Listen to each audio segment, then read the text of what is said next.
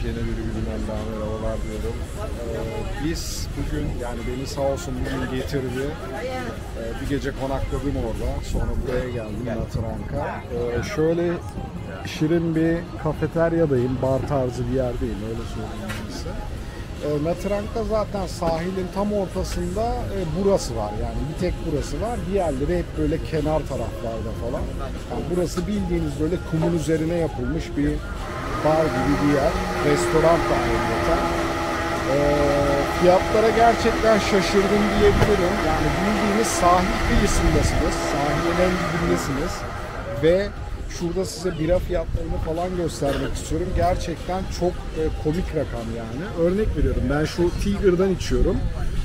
35.000 dong diyor. Yani 35.000 dong da aşağı yukarı diyorum ben size 1 dolar 20-25 kuruş şey yapıyor ya yapmıyor. Yani taş çatlasın 40 lira, hadi 45 lira, hadi 50 lira yapsın, öyle söyleyeyim.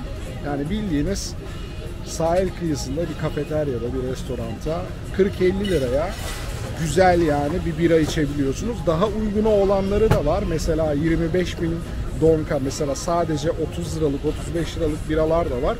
Daha pahalı biralar da var. İşte 60-70 liralık gibi. Tiger dediğim, yani Tiger marka bir bira içiyorum. O da güzel yani şey olarak. İşte kolaydı, oydu, buydu. O tarz şeyler aşağı yukarı 25 lira ile 35 lira arasında değişiyor. Yani kola falan 30 lira, 35 lira burada. Yani gerçekten uygun bir yer. Fiyat bakımından, yani her ne kadar yani sahil kıyısında turistlerin içinde olsanız da fiyatlarda böyle çok böyle aşırı abartılı bir şey yok, yani öyle söyleyeyim ben size. Böyle bir durum. Yani içeri taraflarda da bu içtiğim birayı içerseniz 35.000'e değil de 30.000'e falan içersiniz. O da yani hani fazla bir şey değişmiyor. 5 lira falan fark yapıyor. O yüzden hani böyle bir durum. Ayrıyeten yeni bir otel tuttum burada. Tam yani direkt sahilin karşısında. Geçenki tuttuğum otel sahilin karşısındaydı ama ara sokağındaydı, öyle söyleyeyim. Yaklaşık bir 20-30 metre yürüyordunuz. Şu anki tuttuğum direkt yani sahilin karşısında. Bir de fiyatlar düşmüş bayağı. Baktım Booking'den. Geçenki tuttuğumdan daha uyguna tuttum. Böyle bir durum. Böyle bir gün geçiriyoruz. Bakalım. Evet. Şöyle bir otele geldim. Direkt zaten şeye bakıyor, sahile. Yani bayağı fiyatı uygun geldi. Bayağı düşürmüşler fiyatları.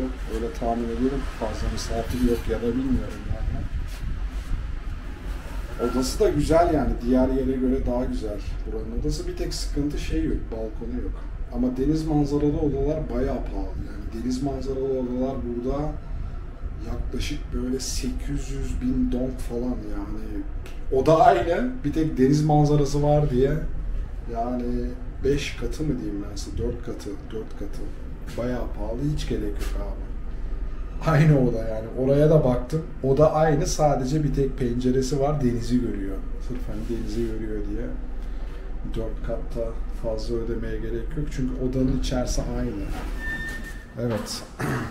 Burası benim oda. Şu 501 ile onun yanındaki, bakayım yanında kimse var mı? Öyle tahmin ediyorum ki kimse yok. Burası boş. Ya da dolu, bilmiyorum. Şişe falan vardı. Herhalde misafir varmış, kalıyormuş. Şimdi birazdan temizlemeye gidiyorlar orayı. Burası da benim oda. Evet. Şimdi kartımızı takalım.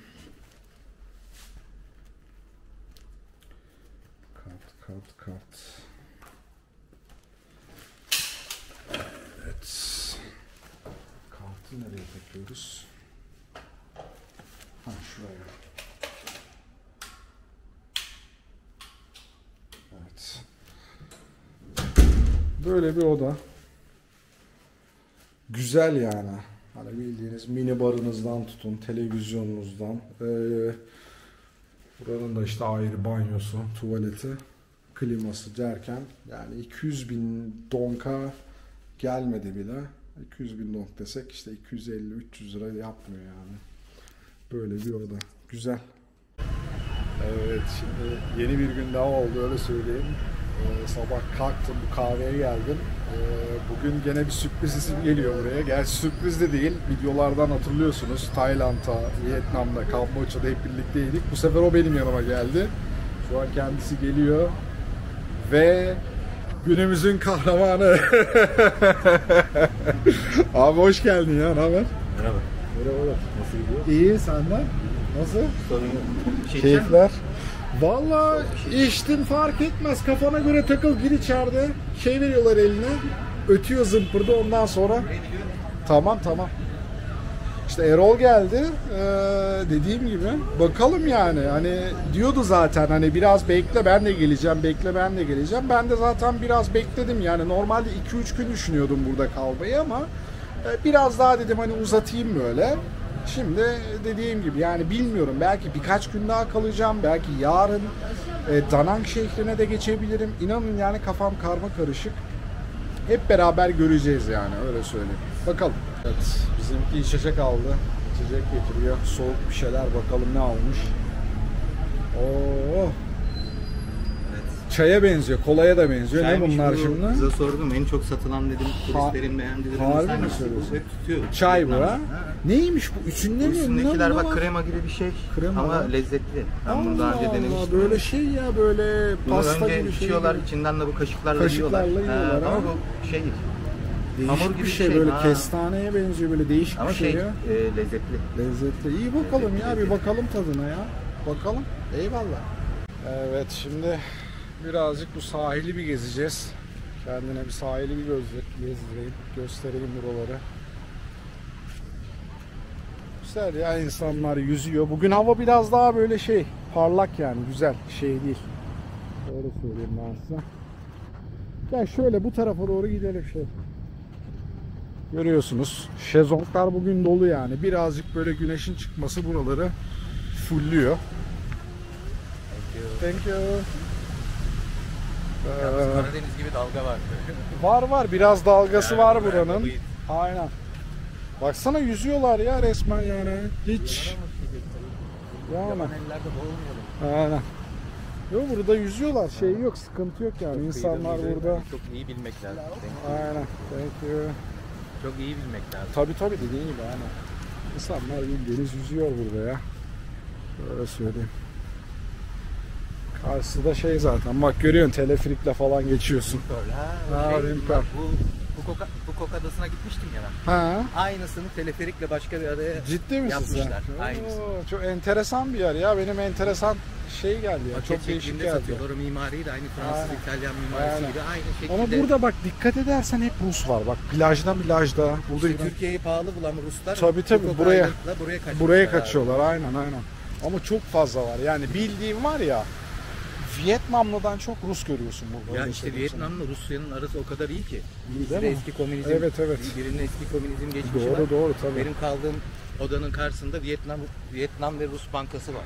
Adamlar bankaları. Burada da var, bankası Ha. var. Rus bankası, Vietnam VRB Rus, bak. VRB Ha. bu. Şurada var bak Aynısı. hemen. Çok şeyler. Hatta orada hep aynen. Rus isimleri olan caddeler falan Tabii var. Çok seviyorlar birbirlerini. Tabii aynen. Ya birlik olmak zorundalar bu bölgede, biliyorsun. Tabii Rusya, ki. Bir de Aynen. Vietnam'da onlarla beraber Tabii. öyle tutunuyorlar. Öyle düşünüyorum. Ya komşularıyla dost olmak her zaman iyi bir çözüm değil mi? Yani. Her zaman iyi. Aynen öyle. Evet. İnsanlar zaten Burada savaştan frizbi oynuyorlar. Baksana.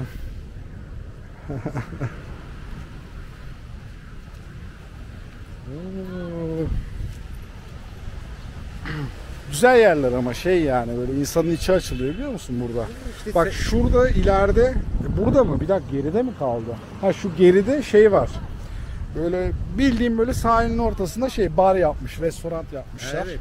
Yani O şeyde de var, kaldığım adada da var. Vietnam'ın genelinde böyle evet. sorun çıkarmıyorlar. Thank you. Herkes gelip istediği işi yapabiliyor. Tabii. Ya bir de şey, işin garip tarafı, tam sahilin dibinde bira fiyatlarını görsen şaşırırsın. 25 bin dong, 35 bin dong. Şeyde de 20 bin işte, 16 bin. 20 bin yani. Öyle başlıyor. Seviyorlar ama biraları çok güzel. Biraları güzel. Harika biraları var. Bir de şey, o Saigon birası var ya, Ho Chi Minh'de yapılıyormuş, biliyor musun? Ho Chi Minh'in birasıymış o. Saigon. Burada her ilin kendi özel birası varmış. Ha. Bak burada da mutlaka maçak birası falan bir şey olabilir. bulmak şey yapılır. Ben onu sordum çünkü. Araştırdım Olabilir. niye bu kadar çok fazla var. Tabii tabii. O adada farklı bira markaları var. Onu burada bulamıyorsun. Burada şeyde Ho Chi Minh'de farklı seviyor. Damak tadıyla mı alakalı, kültürle mi alakalı? O da olabilir. Aynen. Yoksa ama inanılmaz seviyorlar işte. Bak burada da restoran yapmışlar. Burası otel değil ha. Bildiğin Evet. restoran yapmışlar, kafeterya yapmışlar ve havuz var. Bak insanlar gelip havuza falan giriyor. Bildiğin sahil kıyısında. Öyle tahmin ediyorum ki burada hani bir çay kahve içip şu şezlongda yatıyorsun. Hani bir bira içip bir şey içip bir şezlongda yatıyorsun. İstediğin kadar havuza gir yani. Direkt sahildesin ya. Şuraya bak. Abi çok güzel bir olay ya. Yapmak lazım ya. Çok güzel bir olay ya, baksana. Ama buraya ücretli olmaması muhtemel değil bence ya. Yok Şezlonglar- ya yok. Kesinlikle. Bildiğin şey burası ya. Niye bu kadar az var? İnsanlar denizden çok, bu dalgalı denizden Ama- çok havuzu tercih eder. Bilmiyorum, bunlar daha çok deniz seviyor herhalde. Bir ara soralım, bir ara soralım. Aynen. Böyle yerler ya. Burası tam Güzel böyle hani abi. insan gelecek burada bir ay kalacak. Tabii Sporunu tabii yapacak. sporunu zaten sabahları görsem burası doluyor. Yani gıdasını alacak. Tabii.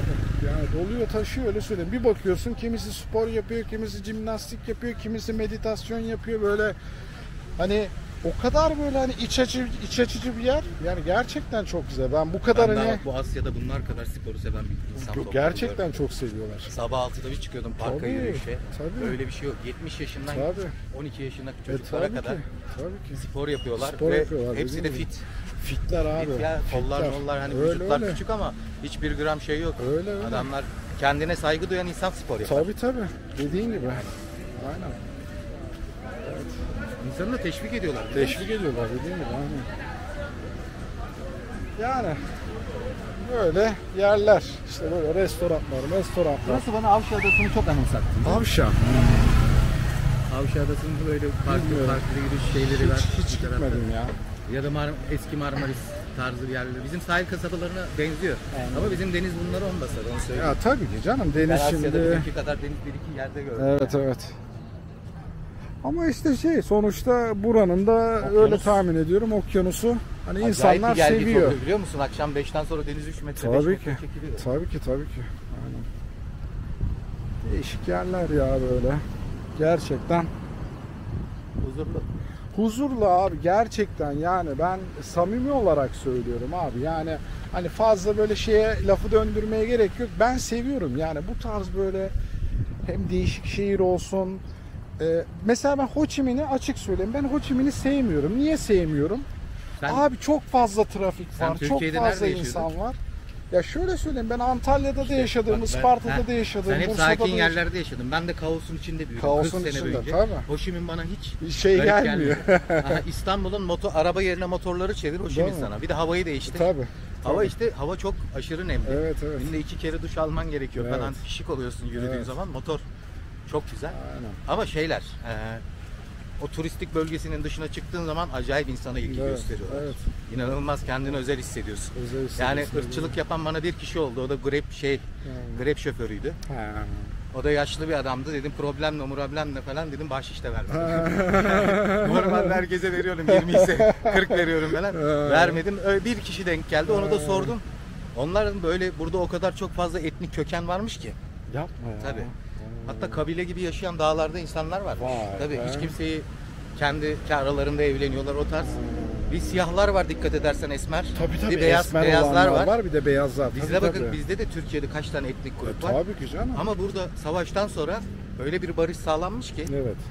herkesin yaşamına saygı Yaşamına duyuyor. saygı duyuyor. Tabii Kimse abi, kimseye en doğrusu. karışmıyor. En doğrusu. Şimdi Türkiye'de de aynı mesela. Laz'ı da var, Kürdü de var, Evet. bilmem neyi de var.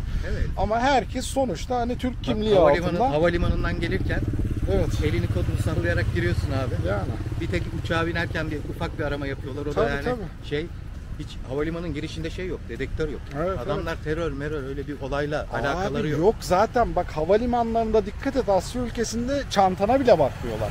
Ya ben bakmıyorlar. çantamda bıçakla yanlışlıkla Bak- uçağa bindim ya. Evet. Uçağa Bakmıyorlar. Çantana Kamboçya'da mantana hiç böyle, yani hiç bakmıyor. Direkt geçiyorsun abi. Bildiğin Ne bir, ilaçları koyduğumda ne bıçak bir var.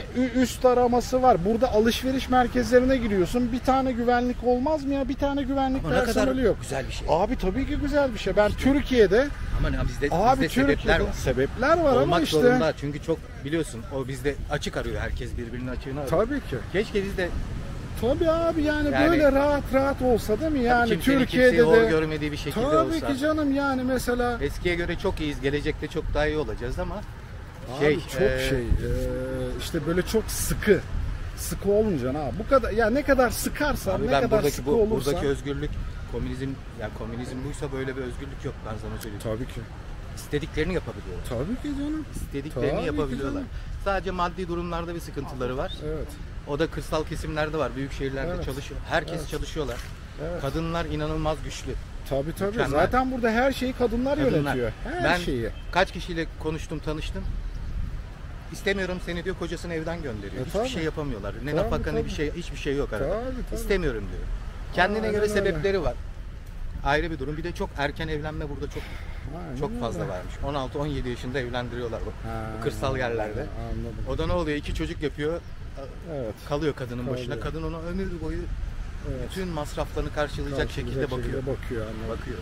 Burada öyle ya. Burada hemen hemen her şey kadının üstünde yani. Her şey, her iş kolunda. Erkeğine de bakıyor buranın. Yani tam tersi. Türkiye'nin tam tersi gibi Ya düşün ben burayı söyleyeyim, yani. esnafların %75'i kadın burada. Evet. Aynen. Evet. Vietnam'ın genelinde gördüğüm için Öyle, söylüyorum. öyle. Gerçekten Otellerde, öyle.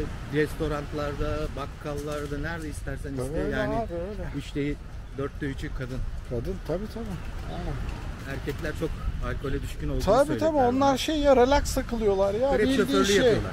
Grab şoförlüğüyle Zaten uğraşıyorlar her genelde. taraf Aynen. inanılmaz şekilde motosiklet Motosiklet tabii şeyi. ki canım. Benim Aynen. geçmişte yaptığım, Türkiye'de öğrenciyken yaptığım işi Tabii, yapıyorlar. O da çok stresli bir iş olduğu için ne oluyor? Evet. Adamların tabii o işleri yapan bütün gün trafikte görüyorsun. Tabii, Korna tabii. sesleri şu bu.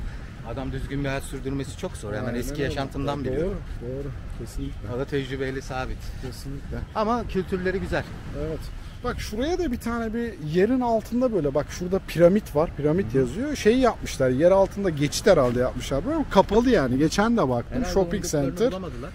Tabii Yoksa tabii. böyle bir yer- Şu ileride de bir restoran var. Bir görsen var ya 10 numara fakat kapalı. Abi, Ha ben- pardon şurası bak kapanmış. Story restoran. Burada 10 Vietnam'da numara. tekstil ülkesi diyorlar. Evet. Böyle pazarlardan ne aldıysam alayım bir yıkamada cırt. Cırt. Abi kesinlikle dolandırıyorlar. Marka hariç Evet. hiçbir şey almayın. Evet. Hatta ben size söyleyeyim ha, Adidas'ın kalitesi bile Türkiye'dekinden farklı burada. Anladım. Türkiye'deki çok daha kaliteli, onu Daha söyleyeyim. kaliteli, aynen. Yani 3 gün giydim, bakın bunu yeni aldım. Evet. 3 gün giydim, içindeki Adidas yazısı soyulmaya Yazı başladı. soyulmaya Ve başladı. orijinal gidip AVM'den aldım. Öyle abi şey de yapıyorlar ya. Bunları yani işte buralarda Bunu üretiyorlar falan. Türkiye'de yapsa bir daha bu ayakkabıyı kimse almaz. 2. gün iade eder. Evet. Orada öyle bir şey yok. Burada tekstil güzel diyorlar da Evet. yanlış anlamayın. Bizim tekstil kadar kaliteli değil. Kaliteli değil. Ya tabii canım. Tekstil dedim mi zaten Türkiye ama Türkiye tekstil de bitirdiler abi. Yani şu an bilmiyorum. Tekstil şey, de biraz zora girdi Türkiye'de. Adamlar başkalarının malını üretiyor. Bir de Ha. Asya kıtasının iklim koşulları çok farklı. Evet, Burası evet. nemli. Nemli kumaş, nemliğe gidecek kumaşlar üretiyorlar. Evet. Bizim ülkenin kumaş kalitesi yok. Evet. Yani Aynen. yoksa zaten bütün dünyaya hükmeder. Bütün dünya Doğru. Çin malı elbise alır. Çin malı Tabii bizimki o da kadar doğru. Aynen. kaliteli Aynen. yapmıyor. Katma değeri yüksek. Hani 1 dolara satayım. Bizim öyle değil. Evet. Ben hala Türkiye'den getirdiğim eşyaları giyiyorum. Eşyaları giyiyorsun. Buradan aldıklarım bir hafta sonra 2 yıkamada çöp, bir yıkamada Vay çöp. be. Evet. Böyle bir durum. Bu videoda öyle sohbet videosu. Değişik bir video olacak. Hani her videoda yeni maceralar, yeni insanlar, yeni yerler, yeni olaylar. Değil mi? Buranın eski videolarında gelin emekli maaşıyla burada yaşayın Emekli falan. maaşıyla öyle bir şey değil. mümkün değil, değil mi? Tabii. Anca nasıl buradaki Vietnam yemeklerini Evet. yerseniz o da yaşamadan Tabii. ölmek Tabii. arkadaşlar. Doğru. Ben size Doğru. söyleyeyim, yani Doğru. yenecek gibi değil. Yo, yo, Sadece doğru. seafood güzel. Doğru. Ben 10-12 dolardan aşağı bir yemek yemedim. Burası Tayland'dan pahalı geldi bana biliyor musun? Yemek olarak. Yani genel anlamda. Ama böyle orada ne çok bileyim. fazla rekabet var. Yani genel anlamda değil. Şöyle söyleyeyim. Tabii ki otel kalma yeri falan ucuz. Evet. Yemek de ucuz ama bilmiyorum bir şey böyle fazla geliyor bana buranın ama ben Ha, biraz önce çözemedim abi. Biraz önce birer tane çay Ha içtik. doğru. Bir kek yedik. Kahve o şeyler tabii. 10 dolar. Tabii. 10 dolar. 8 Tabii. dolar. 10 dolar. 8-10 dolar. Öyle Ama işte 8-10 böyle 8-10 koyduğun lokal zaman- yerlerde yediği zaman yarım dolara 1 dolara içebiliyorsun çayı kahveyi biliyor musun? Hani lokal Çay- olacak ama Ha, böyle. çayı hani- kahveyi içersin Evet. ama yemek zor. Zor. Zor. Aynen. Evet. Öyle yerlerden geçiyoruz. Şu ileride de bir restoran falan var ama plaja girmemiz lazım. Hiç gerek Burada yok bitiyor yani. galiba burası. Burada olay bitiyor. Burada en sona kadar En gidiyor mu? sona kadar, ta şeye kadar gidiyor, bak şu arkalara kadar gidiyor yani. Bildiğim böyle O zaman burada daracık bir yol 4-5 var. kilometrelik bir cadde üstüne Var arkaya var, doğru kurulmuş var vadi. var 3-4 Vadinin kilometre. ortasına bir yer. Aynen. Şu arkada çok güzel bir gelirken nehir gördüm. Evet. Çok güzel tekneler vardı. Güzel Var var. oturabilecek Var var. barlar falan vardı. Çay. Tamam, oraya mı gidelim? Oraya gidelim. Motor, yarın motor kiralayalım ya da bugün. Sonra. O tarafa gidelim. Daha mantıklı. Evet, şimdi geldik böyle. Erol Hoca ile 2 tane bira söyledik. Burada geçen geldiğim barın orada oturuyoruz yani. Direkt birebir plajdasınız burada. 10 numara ferah yerler. Şu içtiğimiz biranın tanesi 25.000 dong, yani tam 1 dolar arkadaşlar. 30-35 lira yani. Bildiğiniz şişe bira içiyorsunuz. Saigon buranın yerli birası. Evet. Böyle bir durum yani. Büyük ihtimal videoyu da artık bu şekilde kapatırım. Şu şekilde. Bu videoda bu şekilde olsun. Buraları işte gezme videosu, konuşma videosu bu şekilde olsun bu videoda. Bakalım diğer video yeni maceralar, yeni yerler, yeni bir video olarak sizlere göstermeye çalışacağım. Herkese izlediği için teşekkürler. Herkese iyi günler.